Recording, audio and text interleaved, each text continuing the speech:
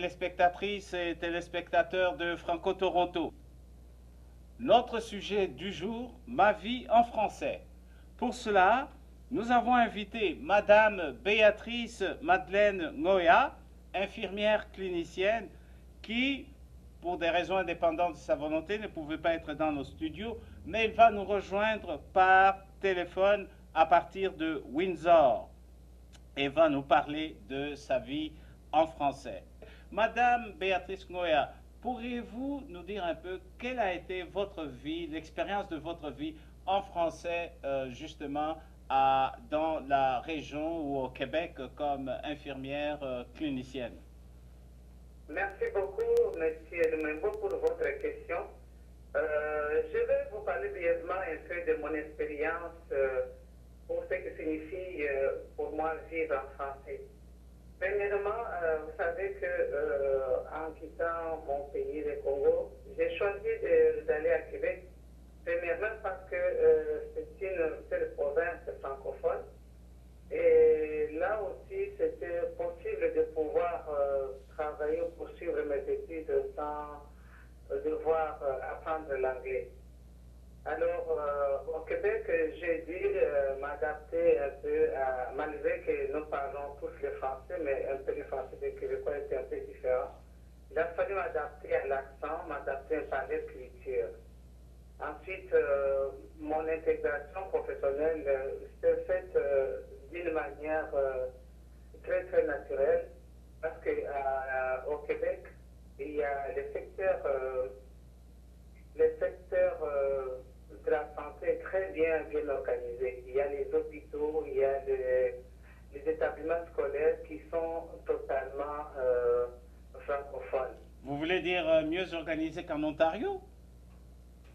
Je dirais parce qu'il y a des grands groupes vraiment bien distincts. Il y a les grands hôpitaux pour les francophones, là on n'utilise que le français. Il y a aussi les hôpitaux pour les anglophones, et là où vous trouvez le patient et le médecin qui parlent que l'anglais. Dans les hôpitaux francophones, tout c'est en français. Tous les outils de travail, les manuels, les protocoles, je n'ai pas eu aucune difficulté pour pouvoir traduire certains tests ou utiliser certains matériels en anglais. Tout était vraiment en français, ce qui m'a beaucoup facilité mon intégration professionnelle au Québec. Donc, ensuite, pour ce qui est de la vie en général, c'est comme un prolongement. Le Québec, c'est comme un prolongement de ma culture, un prolongement de ma langue. J'ai dû m'adapter pour les accents, mais le reste, ça a été très facile pour moi sur le plan professionnel. mais je dois dire, Madame Béatrice Ngoya, que vous ne parlez pas que le français. Vous venez de dire que vous êtes d'origine congolaise, donc j'imagine que vous interagissez aussi avec certains ressortissants d'origine congolaise qui parlaient le Chiluba ou le Swahili ou le Lingala. Vous est-il arrivé aussi de parler de ces langues-là en dehors du français? Je pense que mon interaction avec les gens de ma communauté, c'est très facile aussi par le français. Ces gens-là, même si, vous savez, comme le Congo, c'est un grand pays francophone, la langue, le français, c'est comme une langue principale. Parmi les 4 langues principales du pays, le français domine. Le français, c'est la langue du travail, la langue de l'enseignement. C'est que j'ai interagi facilement avec les autres en français. Très intéressant. Il y a du monde là qui vit vraiment en français. Donc, venez de nous dire que votre vie en français au Québec était l'une des meilleures. Vous avez beaucoup aimé. Vous vous êtes adapté à l'accent québécois. Est-ce que vous pouvez nous dire un peu quelques expressions que vous avez apprises du franc-bécois? Je peux dire que, excusez-moi, je peux dire que on s'adapte, je me suis adapté parce que je devrais avoir beaucoup de conversations avec mes collègues, avec mes patients. C'est-à-dire on s'adapte à leurs expressions, comme par exemple, pour dire en québécois, moi c'est moins, pour dire je m'en vais, dire je m'en vais. Alors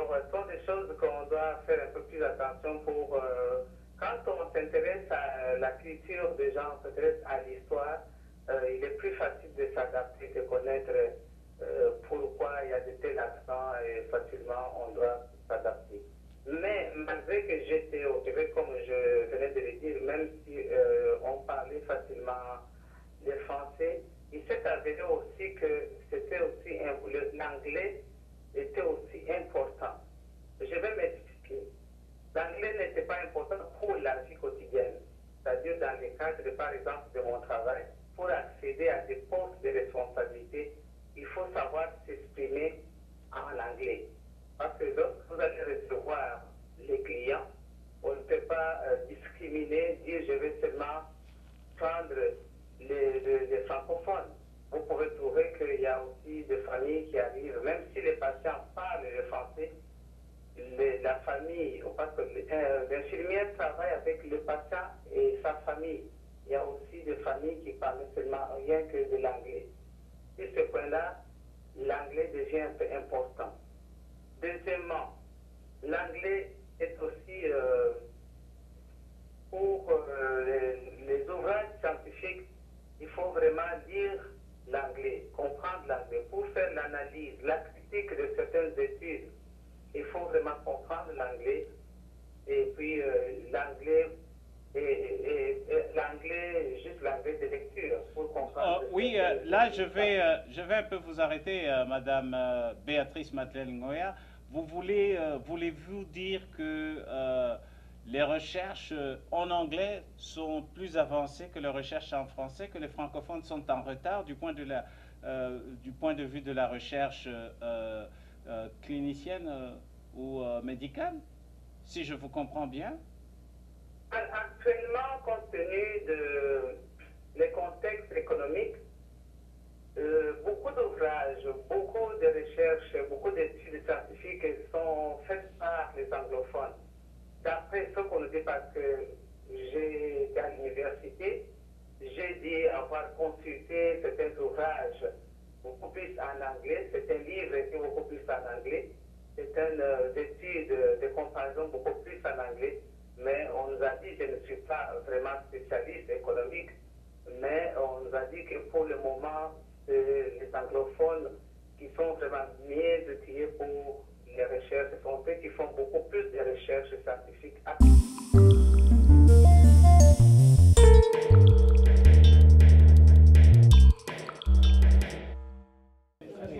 Bonjour Janine. Bonjour à tous les téléspectateurs de Franco Toronto. Nous venons d'assister à l'Assemblée générale de la Maison d'Haïtiens au Grand Toronto. Janine, vous venez d'être réélue pour la deuxième fois. Quel est le projet ou quel est votre défi pour la prochaine candidature? Le défi présentement, c'est sûr que maintenant, pour les 2 prochaines années, nous souhaitons vraiment établir la maison avec un édifice, avec un local. C'est le plus grand défi. Et aussi essayer de rassembler toute cette communauté qui ont besoin de nous afin qu'ils puissent avoir un point de repère pour la communauté et puis voir aussi tous les services que nous offrons parce que quand même des fois, dépendamment de l'origine dont on est, et d'ailleurs il faut le dire, chaque peuple, chaque nation a une culture et des fois on aimerait se retrouver à travers un rassemblement et à travers un point de repère. Merci. Est-ce que Janine, vous penserez un jour être à la tête de la maison puisqu'aujourd'hui vous venez d'être élue comme administratrice? Écoutez, on m'a posé cette question plusieurs fois. Moi, mon but c'est vraiment de faire avancer la maison et de travailler en tant qu'administrateur.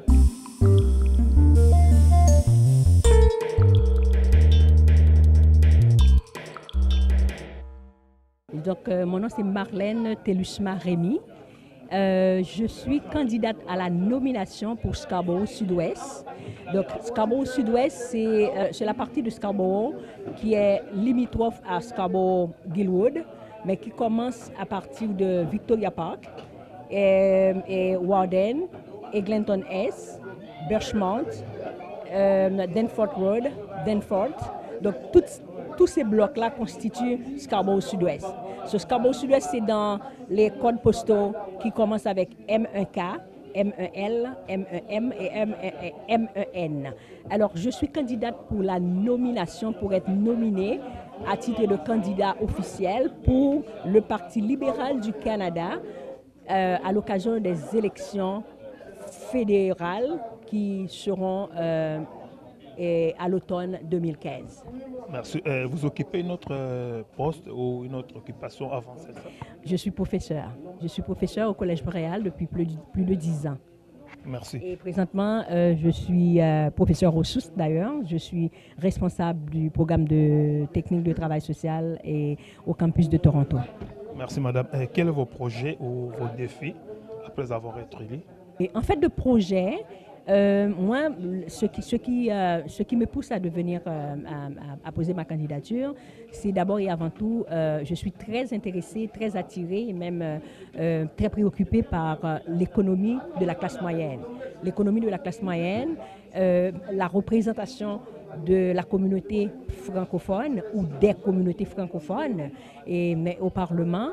Je suis aussi très préoccupée par ce qu'on appelle en anglais home care, compassion, senior home care compassion. Donc, en français, une traduction libre française serait des soins à domicile pour les personnes âgées et spécifiquement les personnes âgées francophones. Et finalement, je veux travailler avec la famille, l'unité familiale. C'est pour prévenir la délinquance juvénile, pour prévenir le décrochage scolaire de nos jeunes et pour encourager nos jeunes à faire des études avancées pour qu'ils puissent devenir des entrepreneurs. Qui peut voter? Qui peut participer à l'élection fédérale? Maintenant, l'élection générale fédérale, ce sont les personnes qui ont leur citoyenneté canadienne qui peuvent voter à l'élection générale. Cependant, pour voter quelqu'un, pour nominer quelqu'un, c'est-à-dire pour la nomination, on n'a pas besoin d'avoir la citoyenneté, pourvu que la personne soit âgée de 14 ans et plus et ayant sa résidence permanente. Cette personne peut devenir membre du parti. Parce que pour voter à l'élection générale, donc c'est général. Donc l'exigence d'être membre du parti, ce n'est pas une exigence. Mais pour la nomination de quelqu'un qui doit devenir candidat officiel, donc toute personne âgée de 14 ans et plus, ayant la résidence permanente ou la citoyenneté, doivent devenir membres du parti et ensuite voter pour la personne et nominer la personne pour la personne qui doit être nominée à titre de candidat officiel. Canadien naturalisé ou résident permanent.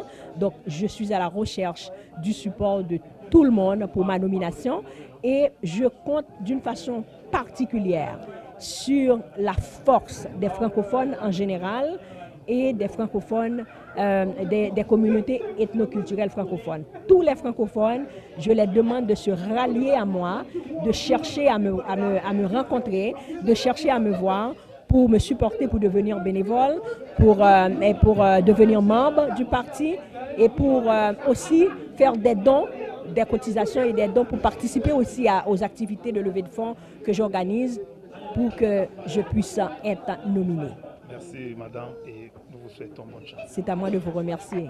Ouais, merci téléspectateurs, nous sommes arrivés à la fin et on était là à l'Assemblée générale de la Maison d'Haïtiens au Grand Toronto.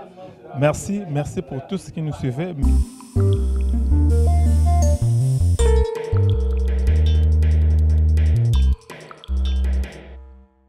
Restez branchés, hein. Vous regardez Franco Toronto.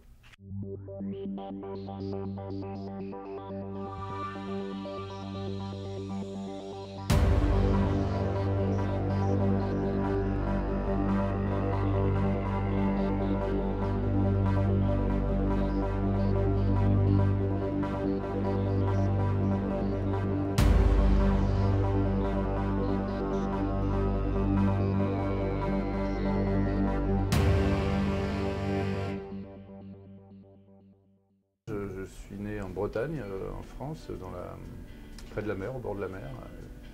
Je suis un musicien, chanteur, j'écris des chansons, je les compose et puis je les chante, où on veut bien de moi.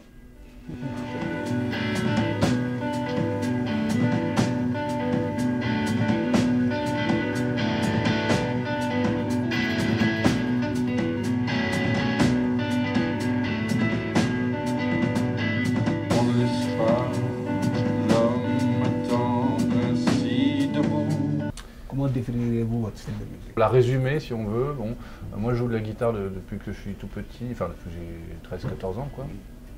J'ai appris la guitare de la pop musique et de la folk musique, quoi. Donc je dirais en français, donc ça s'apparente à de la chanson française, mais avec des racines musicales qui sont assez anglo-saxonnes, quoi, qui vont chercher un peu du côté du folk et du rock.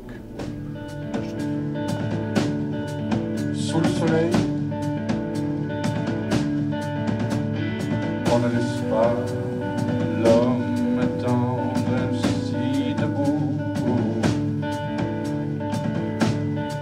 Sous le soleil. Premier album ou... Non, j'en ai fait, c'est mon 4e. Et les albums entre celui-ci et les premiers? Celui-ci, il est un peu plus rock, justement, le dernier. Il y a vraiment un groupe classique, un combo rock classique, c'est-à-dire batterie, basse, guitare. Hein, avant, il n'y avait pas de bassiste avec moi. On était dans une chose un peu plus intimiste, quoi. Le dernier disque est un peu plus puissant dans le son, un peu plus rock, quoi, on peut dire, dans l'esthétique un peu plus pop-rock. Voilà, il s'est passé plein de choses. Mon premier, je l'ai fait il y a une dizaine d'années, donc beaucoup de choses changent en 10 ans quand même. Beaucoup de choses restent aussi, mais beaucoup de choses changent. Bien a-t-il là